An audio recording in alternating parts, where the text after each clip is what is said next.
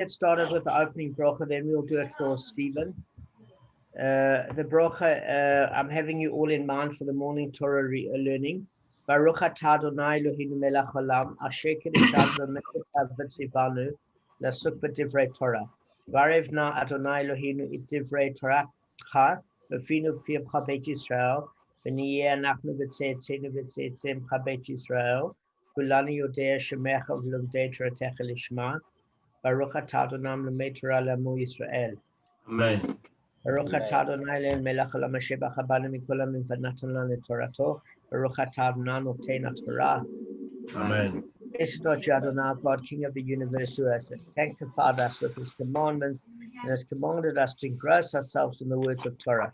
Please, Adonai, our God, sweeten the words of your Torah in the mouth and in the mouth of your people, the family of Israel. May we and our offspring and the offspring of your people, the house of Israel, all of us know your name and study your Torah for its own sake. Blessed art you, Adonai, who teaches Torah to his people, Israel. Amen. Blessed art you, Adonai, God, King of the universe, who selected us from all the people and gave us his Torah. Blessed art you, Adonai, giver of the Torah. Amen. Okay. Now, Stephen, it's his grandmother's Yotzat. Will you give us the English and Hebrew name? And just so that we can dedicate today's shir to that, with pleasure. It's Golda Bas Yeshua. Okay, so your grandmother's name is Golda Bas Yehoshua, is that right? Golda, but Yeshua, I think that's correct. I think it's Golda. Okay, and is it your mom's mom or is it your father's mom? Yeah. Okay, Golda Bas Yehoshua. Okay, with pleasure. And we'll just read one quick Mishnah for 2 seconds. Because Damon, your friend as well. Remember, you said we must remind yeah, him. but that I'll deal with that at a separate basis. There's a reason. Okay. Okay, no, it's fine. You said we must remind you. I thought you forgot. Thank you, Gav. Thank you so much. Seriously, no doubt. Yeah. Okay, Pirkei Avot chapter 3, verse 20. Okay, and we're going to say everything. Rabbi Akiva said, everything is given on collateral. And the net is spread over all the living. The shop is open, the merchant extends credit, the ledger is open, the hand writes, and whoever wishes to borrow, let him come and borrow. The collectors make their rounds constantly every day and collect payment from a person whether he realizes or not. They have proof to rely upon. The judgment is a truthful judgment, and everything is prepared for the final festive banquet. So obviously this is talking about the fact that most people, this is why it's difficult to understand the mindset of people that aren't cognizant of Hashem, or even religious, or even secular people that feel that everything is for free and their abilities are for free, their resources, their opportunity for life, and the ability and the opportunities to improve the world and themselves, etc. There's no obligation for it. And what this mission is clearly saying is that this is not a free gift. This is a gift that is almost extended on credit, that you will be responsible for not only each and every second of your life to use it wisely, but in addition to that, for each and every one of your talents, your abilities, your opportunities, to use them in the service of Hashem, mankind, and your own improvement. And if you fail to use it, you will be held accountable. So that, in other words, there's one of two things. Time is either your best friend or your worst enemy. What do we mean time is your best friend? If you're using all your time productively, believe me, it's going to accumulate and work in your merit in the time to come in the next world. But if you squander that time and you don't use your opportunities, what's going to end up happening is that time is going to become your enemy, simply because is that it's going to be almost like a legal case against you when you get to the next world, that you had all these opportunities that you failed to utilize effectively. And so my bracha to all of you, including Stephen, is that we have the opportunity while alive to do some great things. And unfortunately, your grandmother's passed and she's used those opportunities. And I'm sure, being the quality of human being that you are, Stephen, that your grandmother probably used it wisely because you come from good stock. I knew your parents. So there's no doubt that if I knew your parents and they were good people, that your parents' parents are good people. But we've got our opportunity now to use our abilities all the time and our moments of time effectively. And may we all use it effectively and be cognizant of the fact that we are going to be held accountable for it. So we're on Bava Kamma 25b3, okay? And it asks here, in our Mishnah, the sages reject Rabbi Tarfon's Kol V'chomer, which seeks to derive that one pays full damages for keren tam on the premises of the damaged party. The Gemara now considers why the sages do not expound various other Kol V'chomer derivations of their own. Okay. Now, what are we actually saying? According to the Nachlas Moshe, there might be a lot of other Kol V'chomers that could be addressed on this issue as well. So, like the known facts before the application of the Kol V'chomer is as follows. Right. If you, it's going to introduce this topic of a Kol V'chomer with regards to Shein and Regel. And what happens is Shein and Regel specifies the place in which the damage occurs. And how does it specify it, guys? It says, and it consumes in the field of another. This is in Exodus, Shemot, chapter 22, verse 4. In other words, the damaged part is yard. That's where it specifies. But it does not specify, it doesn't really specify in the public domain of what's involved there. So I'm going to read the Kol V'chomer, and then I'm going to share the particular verse. All right. So the Kol V'chomer would go as follows. It says, if you've got this case of Shein and Regel in the public domain, let Shein and Regel in the public domain obligate the owner, as can be derived through the Kol V'chomer, if keren tam, for which, and now we're going into 25b4, only pays half damage if it occurs on the premises of the damaged party. It obligates the owner to pay if it occurs in the public domain. Then Shein and Regel, for which one pays full damages if it occurs on the premises of the damaged party, isn't it logically compelling that it obligates the owner to pay if it occurs in the public domain? Why then is it generally accepted that one pays nothing for Shein and Regel in the public domain? Guys, do you want me to repeat the Kol V'chomer again, just to put it in your heads? Yes.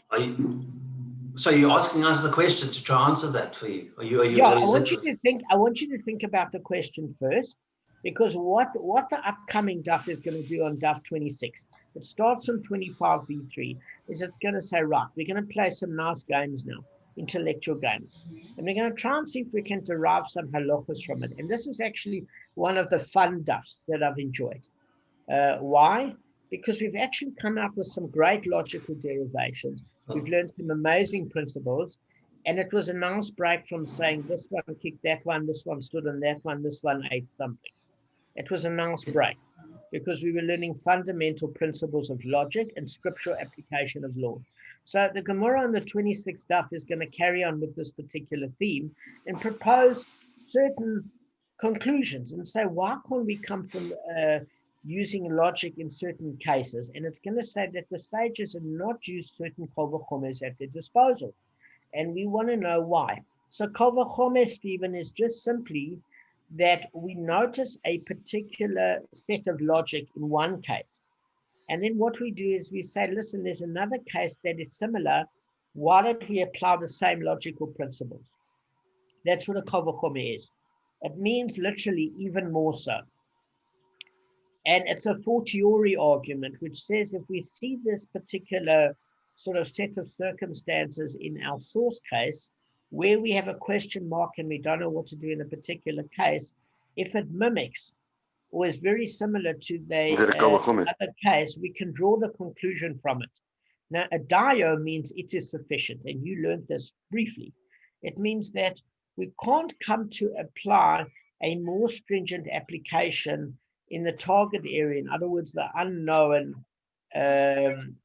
application of the law in an area that we don't know anything about from the source law, meaning that if you want to say, listen, we learned it from this principle, we can't go more hectic, even if logic would dictate. So dayu is what you call your handbrake in the car, and kal v'chomer is your accelerator. Bless you, Kevin. Thanks. All right. Mm. So it would go as follows. I'm just going to repeat this kal v'chomer because if you first hear it, it's very difficult. Yeah. It says, okay, if you've got Shane and Regal in the public domain and it obligates the owner to pay full damages, there's something a little bit odd here.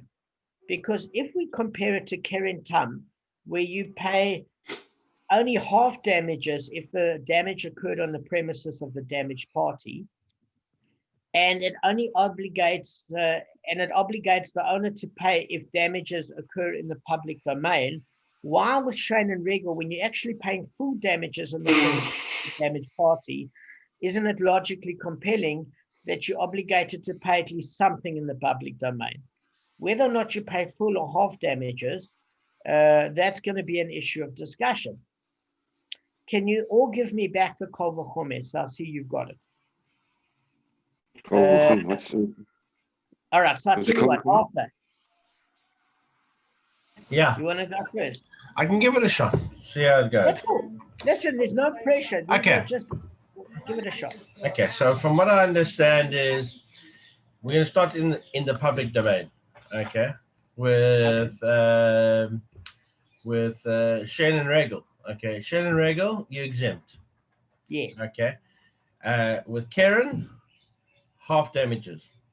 yes, Okay, in a private domain. Okay, Shane and Regal, full payment.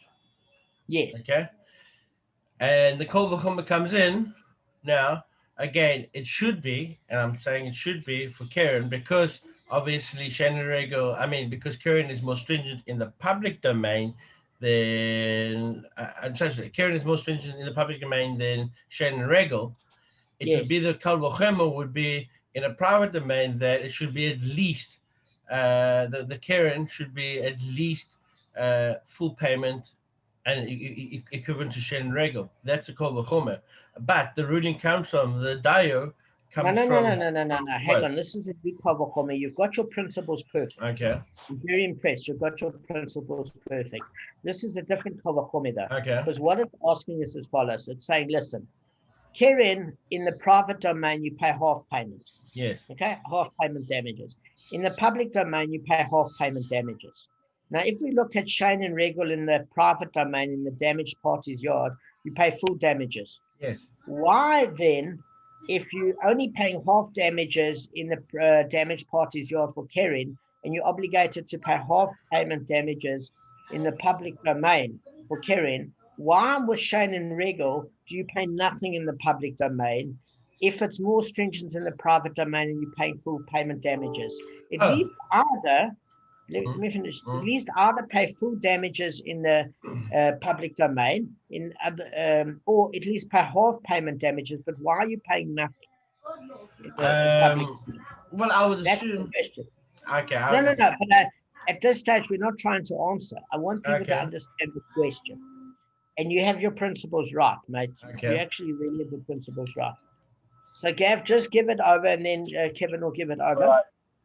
Right. So basically, Arthur, it's like the reverse of what you said, but your kal v'chomer is also applicable. This is a different one. So yeah, this is a kal v'chomer working backwards. So it's basically saying that in the public domain, in the private domain, Karen is half damages, and Regal and Shane are full damage. So, but now in the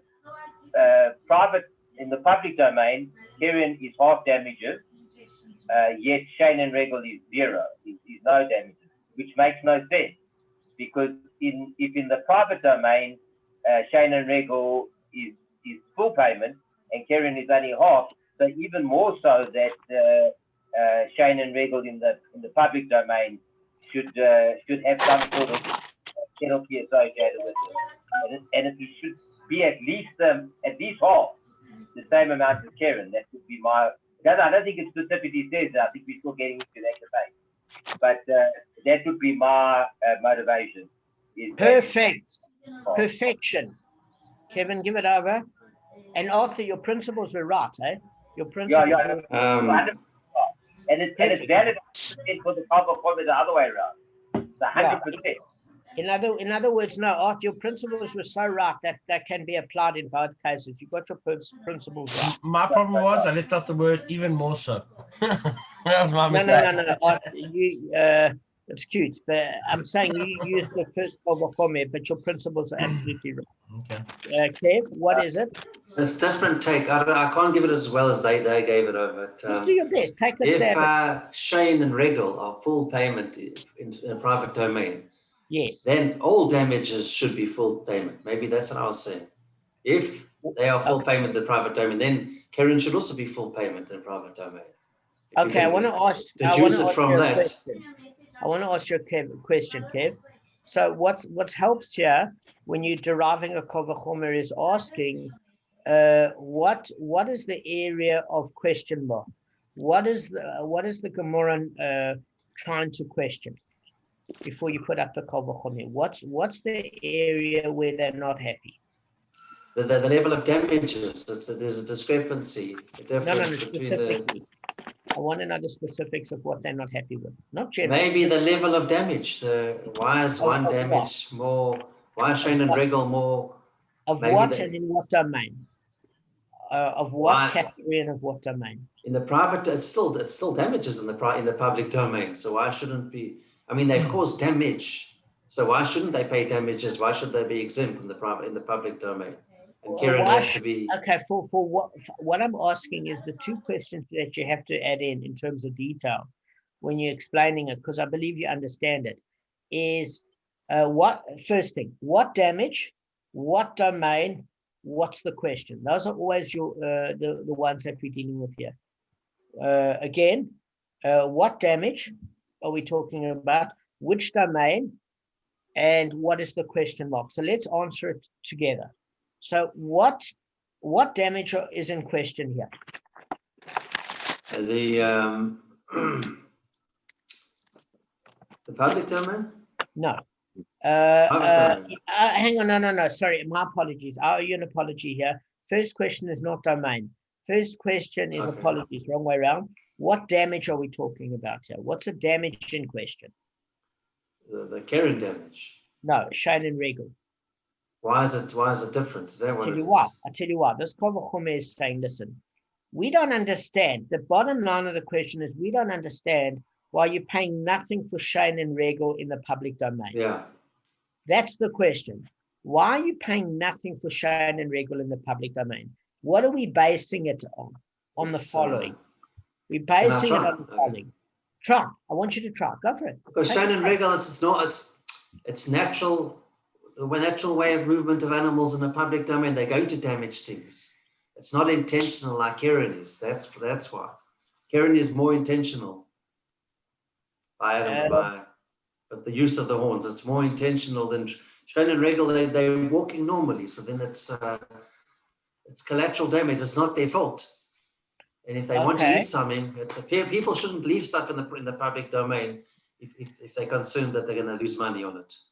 Actually, that's a good logical argument, is that the fact of it is that if you know other animals are going to be around, then you can't expect when all animals are together for things to run smoothly and for an animal not to walk naturally and eat. And not to eat anything. Around. So that's a logical argument.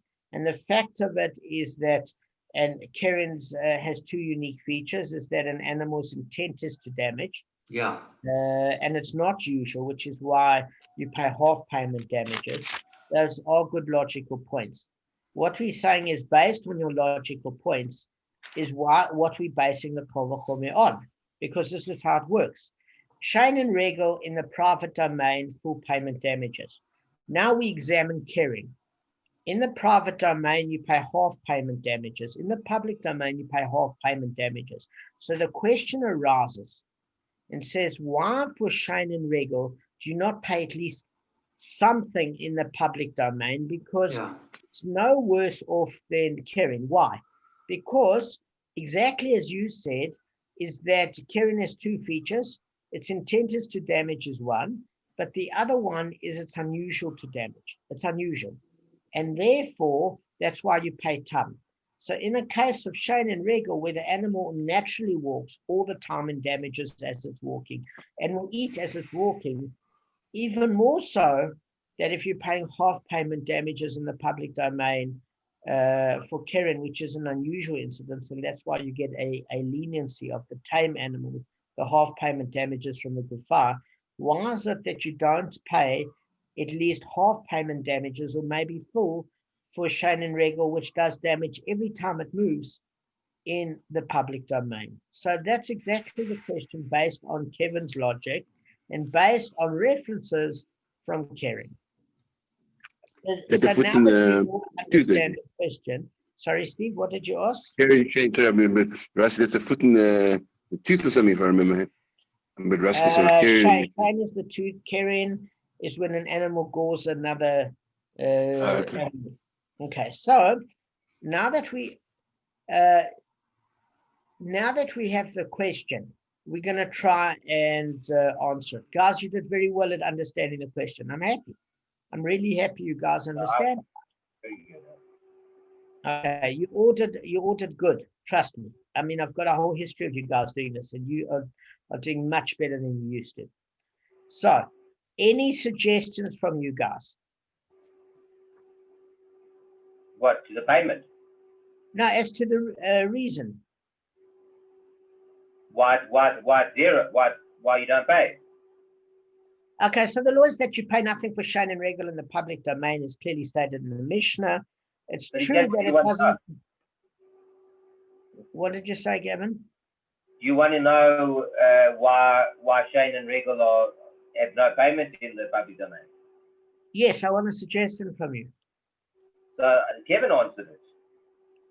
No, he didn't answer it. He gave reasons as to the motivation, in fact, why you should pay. Because Kevin actually turned around and said that these animals damage all the time. So I gave the response and said that logic would prevail if they give all the time. You can't expect no damage to occur, which is a logical answer.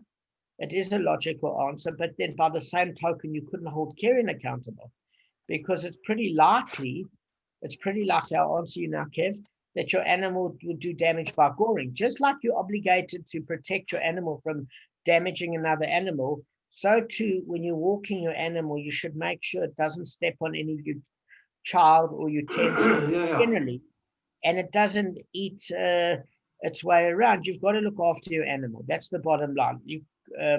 But we find that you're not obligated. So Kevin's got a logical argument, and my response is, So I've also got something. tell me. So my thing is that when an animal walks through in a public domain, when he does Shane and Regel, it's usual, it's not unusual. That's the difference. Yeah. Okay, so you're saying it's the usualness of it that you can't expect. You can't. Or half payment or anything like that. Okay, so you actually say because it's so usual, then you can't. There'd be damage all the time, and there'd be lawsuits all the time. Is that your reason? Correct. Okay, so that's what Kevin suggested. I personally think it's a very good reason. So even if it's not the one specifically brought in the Gemara, I would suggest that that is a reasonable reason, because it says that Keren is unusual and therefore can't expect it to be goring all the time. So therefore it's relatively safe to have your animal around other animals, whereas an animal is going to naturally damage as it walks. So I would say that Kevin, and your answer there to me makes a logical sense. So this is what the Gemara answers. For the verse states concerning the obligation to pay for Shane and Regel, and it consumes in the field of another, indicating, but not in the public domain. Thus, in effect, the verse explicitly states that the obligation to pay for Shane and Regel does not apply in the public domain. So we learned something very, very interesting before, the second daf, is we learned that sometimes it mentions a damage, and the reason is the scriptural verse. But the reason for the scriptural verse is because it's the most logical. Does that make sense? is that the scriptural verse is meant, like when it uses the term an ox that gores, it doesn't preclude any other animal. It just states it because most common oxen have horns, and that would be much more lethal than a chicken attacking you. Much more lethal. So therefore, it's the most common mention. So it's not just that it's a scriptural verse. It's exactly like Kevin and Gavin said, that probably because of the usualness, the reason that you're exempt. And based on this, I want to actually share the verse and show you where it is in the screen. So guys, just give me 1 second. Yeah. David, can I just add one thing to that? I'm listening to you. Even though the Shane and Regal are exempt in the public domain, it's still not fair that someone's property gets damaged, even though they were negligent in leaving it there, and they should have been more cautious and more careful. They should still get it. It's still someone's property that's getting damaged, and they're losing money, even though it's in the public domain. So look, I agree with you, but I was just thinking about if something's in the public, okay, normally it's going to be in the way where the animal walks, because normally you're going to have shops on both sides, right? Yeah. And the guy might put it out, the ox might see it, might bite it or whatever. Normally when it's in the private domain, it's not the same thing, because people normally have things packed away. It's like they really have things. Sure. It's not like they got their fruit and vegetables lying outside selling it. They actually got that inside the house. I mean, whatever it is. So it's unlikely that's going to happen. That's what happened. But I think Arthur's right there, is that if you leave a vase, a Ming vase that's worth money, in a place where cars are going to travel, in the old days, animals are going to cross over, you can't be held somebody else responsible when what you call the environment itself is not conducive to having your articles safely kept. If there's damage, theft, or any sort of traffic, you've got to assume that your articles are going to be damaged, because it's the law states that the public can prevail there. So since it's the case where it's public thoroughfare, the needs of the public take precedence over the individual, because that's designated as a public thoroughfare. Does that make sense? It's the same as a pedestrian. You remember pedestrians in South Africa, unfortunately, used to die. They used to cross by Selby on that M1 South. On the highway, yeah. The highway. Now, you could say that it's really unfair that they got hit. But if cars in a highway where pedestrians shouldn't cross are going at 130 k's an hour, then the person that crosses that is taking the life in their own hands and risking the lives of others. Yeah. Because it's not meant for him to cross that thoroughfare. Negligent behavior. It's negligent. So to have articles of worth where you're exposed to other hazards in the public domain, the public domain has a certain amount of indemnity. Yeah. Guys, just read the verse. Arthur, read it. Okay. When a man lets his livestock loose to graze in another's land, and so allows a field or a vineyard to be grazed bare, he must make restitution for the impairment of that field or vineyard. Great. So Shmot, verse 22, chapter 22, verse 4. This is the ordinance where it turns around and it basically says if it grazes in the field of another. So the scriptural verse explicitly states that the obligation to pay for Shane and Regal doesn't apply in the public domain. That's what it would seem. Okay. Now, there is a bit of a problem with that. Why would there be a problem with that, guys? In my opinion, there is, and even the Gemara has a bit of a problem with that. Why? What was sorry, just go back just one line back. Sorry, I just missed what you said just prior to this line. All right. So what it's saying is, Gavin, is the biblical ordinances, it has to consume in the field of another, because it uses the term, and he sends forth his animal, and that animal grazes in the field of another. So sends forth means walking, and grazes and consumes in the field of another is regard to eating, Shane. So Shane and Regel is one verse, and the term is in the field of another. So the minute it uses in the field of another, we know that it's talking about the private domain in the damaged party's yard. Yeah.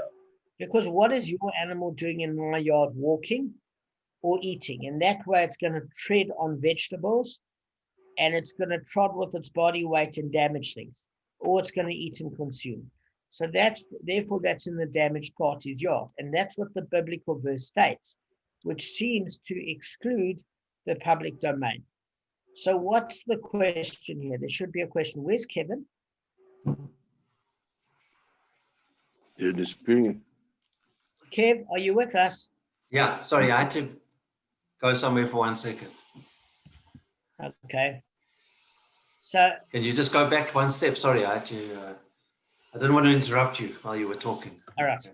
So what I'm saying is the biblical verse says that if he sends forth his animal in the field of another, and it consumes, meaning whether you send your animal walking in my field or your animal's eating in my field, what is your animal doing in my field?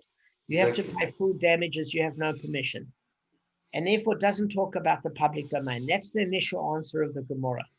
Now, what is the problem with that? There is a problem with that.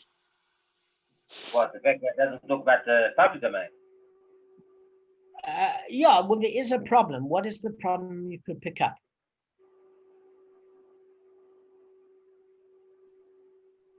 The fact, what, that it's not talking about goring at all.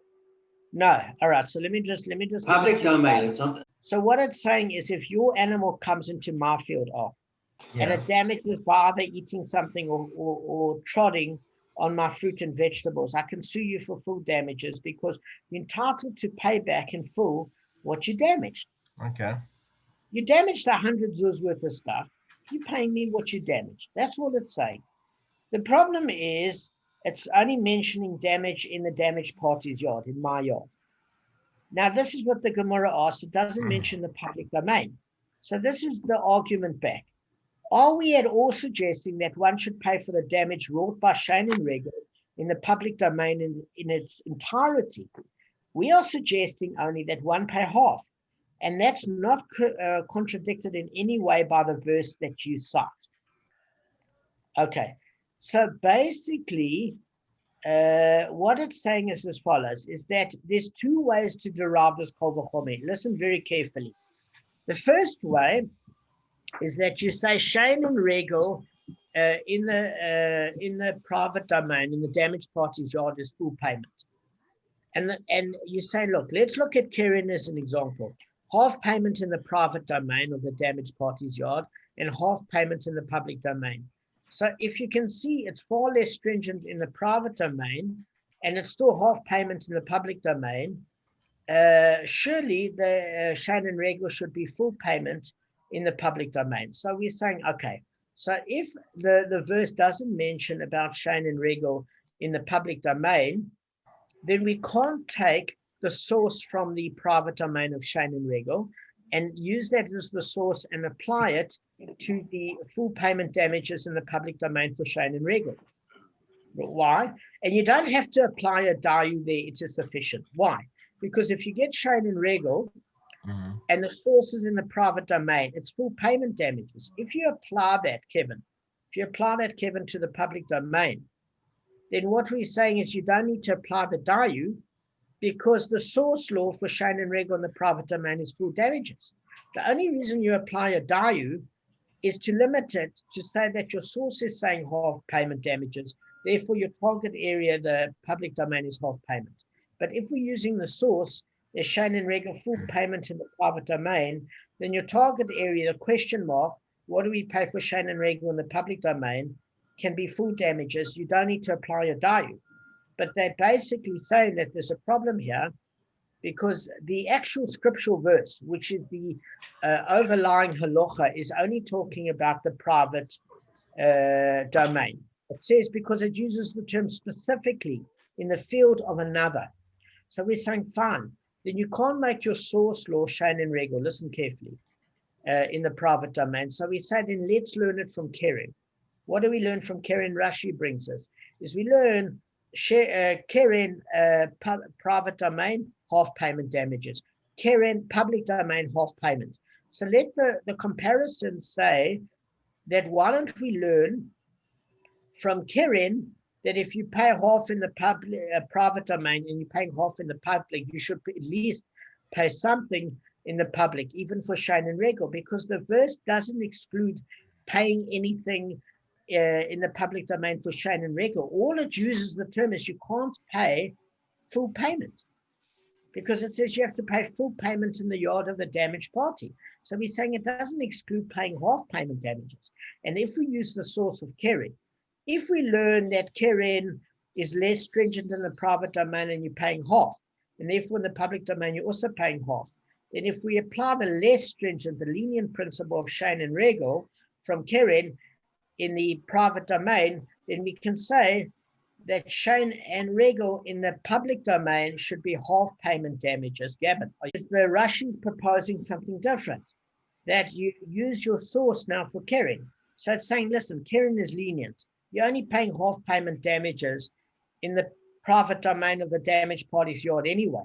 And then in the public, where it says you're paying half payment damages, why don't we learn Shane and Regal from Keren in the private domain, where you're paying half payment damages, and applying that in the public domain where you're paying half payment damages for Shane and Regal, because there's no scriptural contradiction to that. On the surface, there's none.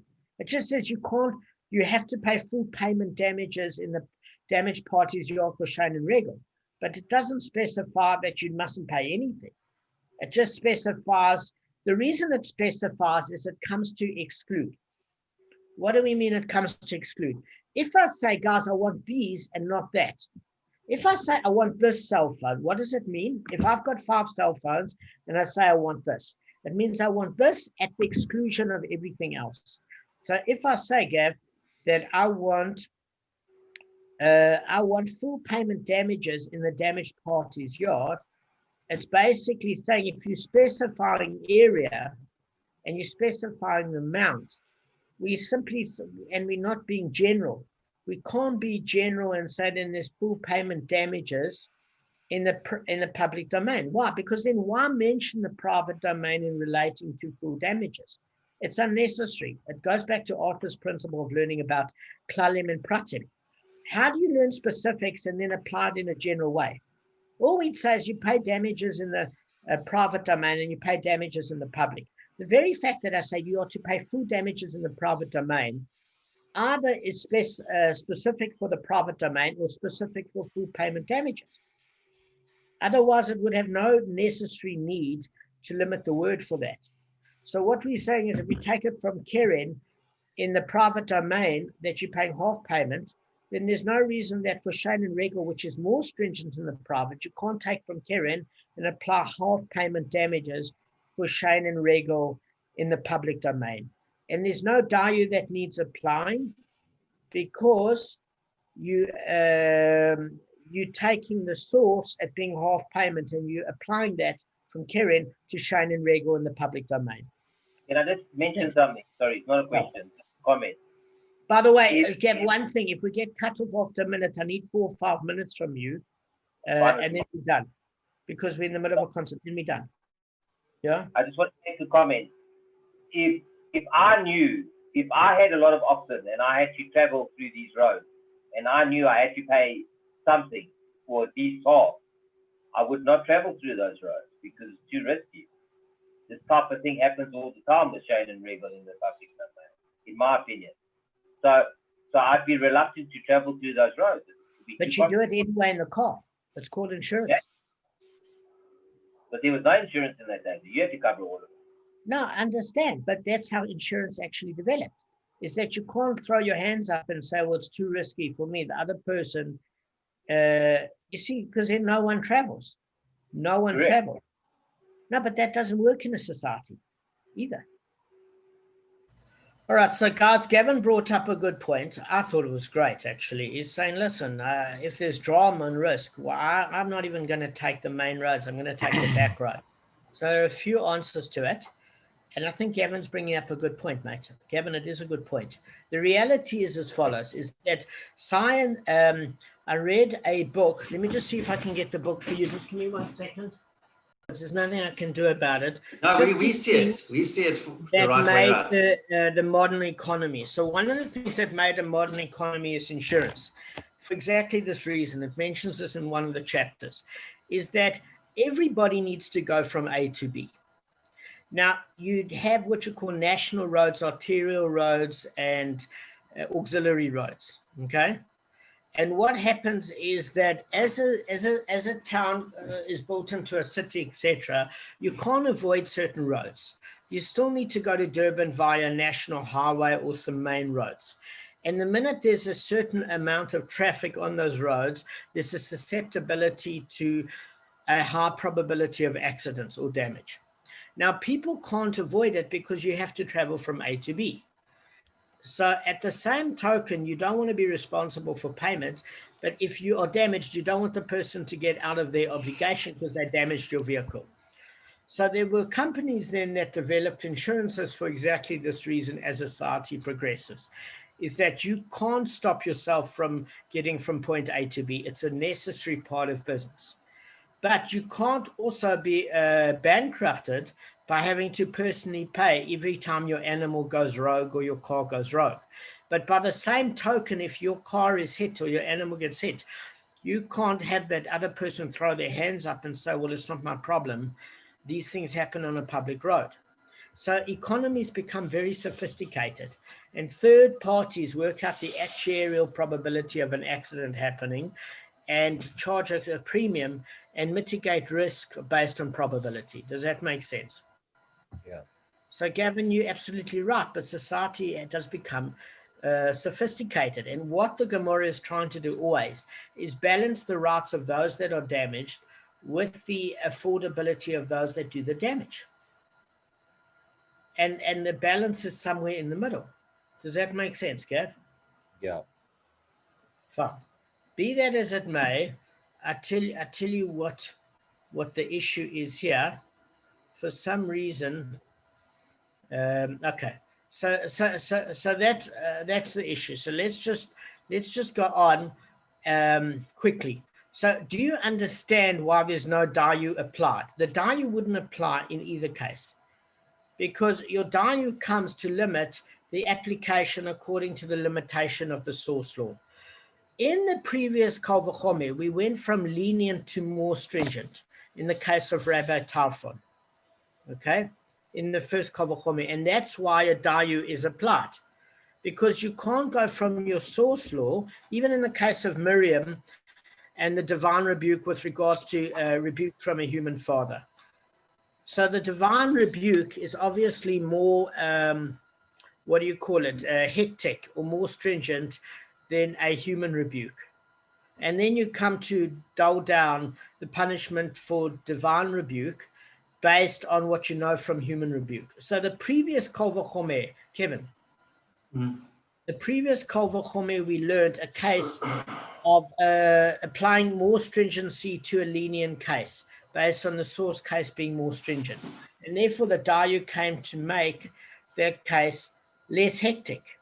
In a case where we're trying to learn leniency from stringency, in that particular case, you don't have to apply a dayu. Because in the first case, in the second and third examples of the second case, we say if Shane and Regal is full payment in the private domain, and then in the public domain, it's full payment. Again, the source law being Shane and Regal in the private domain is full payment.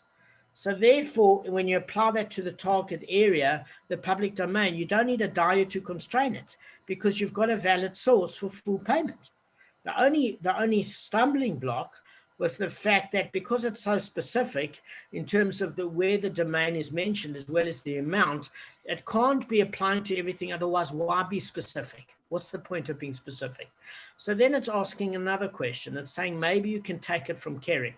So Keren in the private domain is half payment, public domain half payment. And we can see Shane and Regal is more hectic in the private domain because it's full payment. So we say then why don't we take the law from Keren, where at least Shane and Regal should be half payment in the public domain. And there's no reason you can't do it, because the biblical verse doesn't say anywhere that there's no damage in a public domain, and it doesn't say anywhere that you can't pay half payment damages in a public domain.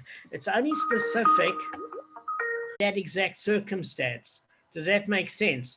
Of saying full payment in the private domain. So the Gemara turns around and says, well, nothing precludes you having half payment damages, and nothing precludes you from having something in the public domain. You just can't have the same specificity of full payment in the public domain. Why? Because then why mention full payment in the private domain? In other words, you just say it's full payment. You're not going to specify the domain. The minute you specify both the domain and the amount of payment, you've already excluded the other area. When an ox, when a man's ox injures his neighbor's ox and he dies, they shall sell the live ox and divide its price. They shall also divide the dead animal. Right. So what they're saying is there's a gezerah shava. There's a superfluous word. If I say you sell the living ox and divide its price, and you also divide the dead animal, I'm saying the same thing twice. So because there's extra free words, it's coming to teach that it's only with regards to keren damage, and it excludes Shane and Regal. That's the gezerah shava on there, because it's mentioning divide twice. That's the final conclusion of Rashi. So Rashi at first proposed that if you're getting your source law from keren, you have to not only limit it to half payment damages, but the offending animal, you can only pay up to the value of the weight or the value of the damaging animal that either ate something or crushed something with its feet. But then Rashi eventually said that you can't do that because the verse that we're drawing from with regards to keren as a source is excluding Shane and Regal by that gezerah shav of the word divide. You're dividing the ox and you're selling it that caused the damage, and you're dividing the money. How can you divide something into quarters? So those extra words that are unnecessary are proving that it's just a gezerah shav, implying that it's applicable to keren only, not Shane and Regal. Okay. Okay, we're done. Yeah. Thanks, Dan. That was awesome. Thanks. Well done, guys. Everybody was good today. Everybody was sharp, man.